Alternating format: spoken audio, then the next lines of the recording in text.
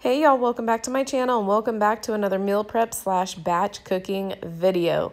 Don't let the title fool you because it says lazy keto meal prep. It only says lazy because these recipes are so easy. They're easy enough for a beginner. However, I have 3 brand new recipes to share with you guys, so grab your favorite beverage, let's get in the kitchen, and let's get to cooking. We are gonna start out with breakfast. The only person that really needs breakfast prepped in the mornings is Oscar, and he only needs it this week for 2 days because he is going on a trip out of town this weekend. So this is just a high protein, super healthy, easy breakfast to throw together. I threw in there 6 eggs. And then those sausages that you see me just kind of picking off with my hands, I'm just breaking them into pieces. Those are those Tarantino ones that I get from Costco. They are delicious. They are breakfast sausages. And then I threw in there some mixed greens, a couple handfuls, and then around a half a cup of cheese, a little bit of Himalayan salt. We're gonna go in with some pepper. And then I do like to add heavy whipping cream. I didn't have heavy whipping cream, so I just used that Califia. It's like half almond milk, half coconut cream. And then I whisked that up. I did end up going in with just a little more greens. Oscar needs his greens. And then I had to work fast because, you know, I got the pan too hot, so the butter was wanting to burn. So I dumped that in there real quick, and then I just mixed it up until all the eggs were nice and done. Make sure there's nothing running in there, but that is a great meal to start your day with. Again, high protein, has your leafy greens in there, getting your sodium in with the pink Himalayan salt. It's just delicious goodness to start your day. Next up, I like to have stuff like sausages and different meats prepared. In my opinion, that's what takes the longest. Side dishes are easy. You can throw a side salad with anything. So I'm cooking up those Tarantino sausages. I get those at Costco. Then these bratwurst I did get at our local butcher's market, and I'm cooking all of that in the air fryer. Super easy and easy cleanup because I do put the foil down for easy cleanup. What you're seeing there is the sausages that we got at the local butcher. And then I'm just going to put in some of those Tarantino sausages right in there with it. Again, we are going to put that on air fryer mode, 400 degrees, and I do cook them for around 8 minutes. Then I do just reevaluate because those Tarantino sausages are definitely a lot smaller than the ones that I got at the butcher's market. I do flip them and I put them back in, again on air fryer mode, and around the same amount of time. The Tarantino ones were done, so I set them aside on a plate. I did continue to cook the butcher market ones because they weren't quite done. So I did do 2 packages of the Tarantinos, and then what you're seeing there are the Teton sausages. Those I get at Costco as well. It's just kind of a really fancy hot dog. They are 100% grass-fed. Cleanest ingredients I've ever seen in a hot dog. Went ahead and cooked them in the air fryer as well. And again, play with your times with the air fryer, you guys, because sometimes it's all trial and error, but it's really hard to screw up in an air fryer, to be honest with you. But that's how they turned out. That is delicious. I can't keep these things in the house. Everybody eats those like candy. All right, so I'm going to marinate some meat that I bought at Bash's'. This is some steak, and I forgot to press record on my camera, so I put a half a cup of virgin olive oil, around a half a cup of Worcestershire sauce, and then a pretty good generous squirt of some sriracha, Himalayan salt, black pepper, and I am going in with some Montreal steak seasoning. And then we are going to let this marinate. I let it marinate for a good couple of hours. You could even do it overnight, but I got so many compliments on this marinade. Holy cow, everybody ate this up and said it was like the best steak they've ever had. So definitely try that marinade, and if you don't marinate your steaks and stuff, definitely give it a try because it does make a difference. We're also going to do some chicken breasts, so I'm going to make it super simple, easy peasy. I did cut off the parts that I don't really care for on the chicken, and this marinade we're keeping even simpler. I only took about half of that bottle of honey barbecue, and that's literally all I am marinating that chicken in, and it turned out delicious as well. So I always give it a good shake to make sure that all the pieces of chicken are coated. We're also going to be marinating some pork chops, and this one is delicious as well. So I'm going to go with some olive oil, liquid aminos, some Dijon mustard, Himalayan salt, and black pepper. So that was around a half a cup of olive oil, and then probably around a fourth a cup of soy sauce, that Bragg's liquid aminos, and then a good generous squirt of the Dijon mustard, pepper, salt, and it is going to be delicious. Again, we are going to give that a little shake, shake, shake. I did have to break up the pork chops just a little bit because they were still a little bit frozen, but that is not a big deal. Again, I'm gonna let it sit in the fridge for a couple hours anyway and just let all of that soak up those flavors. After a couple of hours, my oldest son, Bryce, got the grill ready, cleaned it up, and then he is the one that grilled all of this for me, so God bless his soul. And I'm telling you, every single one of these marinades were a big hit in my family. My husband, I have 2 grown adult boys, my sons, and then my daughter's 16, so she doesn't eat quite as much. But let me tell you, boys can eat you out of a house. And if you only try one of these marinades, that is the one that I recommend. That steak was the absolute best. I know I already said it, but I'm going to say it again. It was the best steak we've ever eaten. Definitely marinate your food, y'all. Makes a difference 100%. All right, so next up, this is a taco dish. And who doesn't love tacos? Because this girl loves herself some tacos. So this is everything that we are going to use. It's going to be a taco casserole. Crazy easy, you guys. So that is 2 pounds of ground beef that I am just browning up in my pan, and I'm using that handy dandy, I don't know what it's actually called. I found it at the Dollar General for like $2, and it's like a little, I don't know, ground beef masher.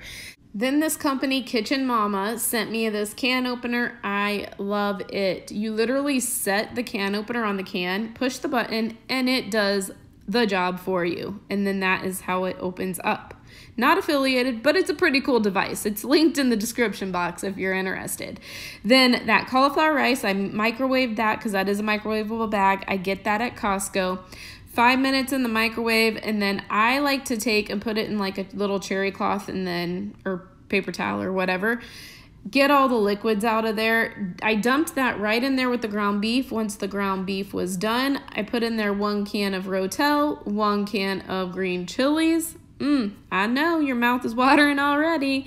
Then I just mix that up, and then we're going in with the taco seasoning. That is a taco seasoning that I already had prepared. I'll link that in the description box below, as well as these recipes, y'all. So definitely don't be shy on your seasonings. Seasonings can make or break a dish. Then I went in with around a cup of cheese. You can use whatever kind of cheese your little heart desires. Then this part I only did it because that's what the recipe said to do. However, I don't think I'm going to do that next time. I'm going to keep it simple and just keep it a skillet dish. 1 dish and you're done. 1 and done, baby. But it said to put it in a casserole dish and then to sprinkle cheese on top and then to bake it. In my opinion, I would skip this step because this way you could keep the entire thing in the skillet and only have 1 thing to clean. 1 and done, in my opinion. But you can sprinkle some cheese on there, and then I just put it in the oven for 350 degrees until the cheese was nice and melty, and that was the end product. Holy guacamole, it was really, really good though. So if you're looking for something simple, and like I said, I would just keep it a 1 skillet dish. This is really good and an easy go-to if you need a quick, easy weeknight meal idea. A lot of you guys asked, this ended up being about 6 servings. The next dish I'm going to be making is a Crockpot garlic Parmesan chicken recipe. I love my Crockpot. That is such a lifesaver if you have to have something just thrown together quick in the morning and you want it to be ready for in the evening. And those Crockpot liners are life. Why I never used them before, I have no idea. But holy cow, I will always use them from now on, but I did clean up my chicken, and I also sliced them down the middle. So I used 3 large chicken breasts, which obviously became 6 after I sliced them in the middle. I did cook them on high in my crock pot for 3 hours. Then once the chicken was almost finished, I went ahead and got our sauce ready. So I took 3/4 cup of butter, 1 cup of mayonnaise. You can use whatever mayonnaise of your choice. That's a good heaping tablespoon of garlic. I also added in there 1 cup of Parmesan cheese. And then also I went in with plenty of seasoning. So I added some salt. I went in with some Italian seasoning. It says to put oregano in there. I don't have any oregano, so I went in with Italian seasoning. I did go in there with a little bit of basil, and then it does say that optional, you can squeeze a lemon in there. I microwaved that a little bit, and then I did take all the chicken out of that crock pot. I drained the crock pot because that is a lot of excess water that you don't really want in there. And then I just put the chicken back in there. And then after I was done microwaving all of that mixture together, I just made it super easy peasy. I poured that entire mixture over the top of the chicken, and next time I will probably add a little bit more chicken because that was a lot of sauce for that chicken. And then I did put the lid on there, and I cooked that chicken for another hour. This dish was so good. Like I said, the only thing I may do a little bit different is add a little bit more chicken because that was a lot of sauce, but the flavor was on point in my opinion, and it was so good. Next up is coconut strawberry muffins. So this is a brand new recipe along with a couple other recipes that I did, but I will have the recipes linked in the description box below. Those are the ingredients that you're gonna need. I just cut up some strawberries. That's a cup of strawberries. I obviously washed them, and then I laid them down on that napkin to help absorb some of the moisture.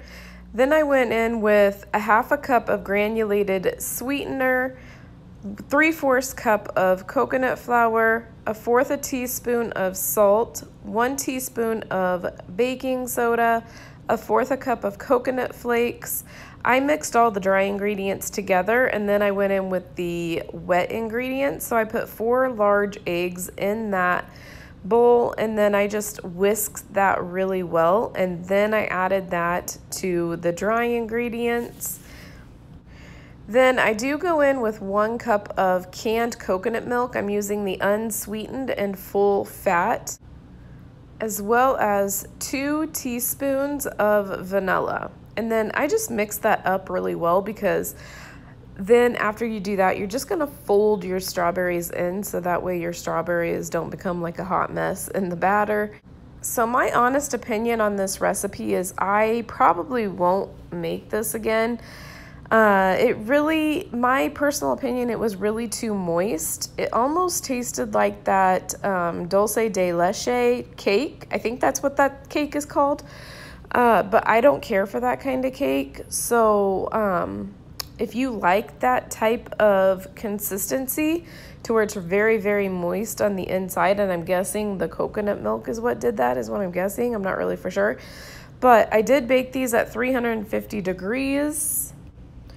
It says for 25 to 30 minutes. I left mine in for 35 minutes because I felt like they just weren't done, but that's what they looked like when they were finished.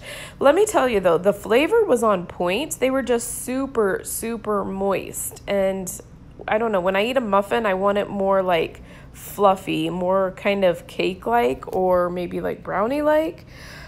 This just wasn't like the texture consistency that I personally cared for, but I'm telling you, if you guys like that cake, I think it's called dulce de leche. I don't know. If I'm wrong, let me know. But if you like that type of stuff, then you may like these. But I did end up throwing a little bit of powdered sugar on the tops of those. I get that powdered sugar right there on Amazon. So I definitely wouldn't call this recipe a fail. It just wasn't my kind of recipe that I enjoy. So if you like that kind of stuff, definitely give it a try. That is going to conclude this week's meal prep. I record these videos every single week to hopefully inspire and motivate you to meal prep for yourself and your family. Just try it once. Once you try it once, you're going to be hooked. So I hope you guys enjoyed these recipes.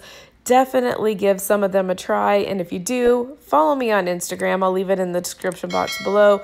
Tag me, let me know what you think. Even if you're not making any of these, tag me and let me know what you are making. So I hope you guys have an amazing rest of your week. Thank you so much for watching. I'm praying for you, your family, and your country. Stay safe out there. I appreciate every single one of you guys. And don't forget to go out there and make today even better than yesterday. And I'll talk to you in my next video.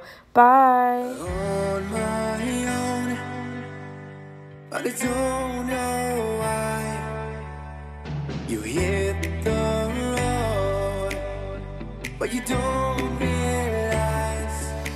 I won't look back when you're around.